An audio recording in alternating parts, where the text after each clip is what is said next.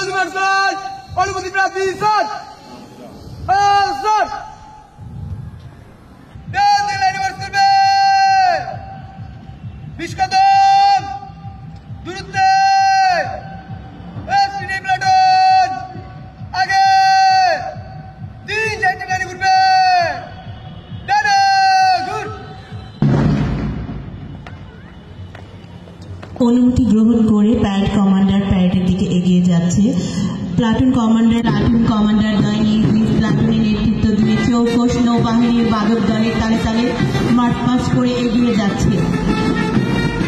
প্রথমে আসছে SPPI-BIWP Madarpur platoon commander Sayem Mia, এরপরে আছে DEPTC-BIWP বরিশাল প্লাটুন মোহাম্মদ রেদওয়ানের নেতৃত্বে 2টি প্লাটুন মার্চ পাস করে কোয়ার্টার ডেকের দিকে এগিয়ে আসছে।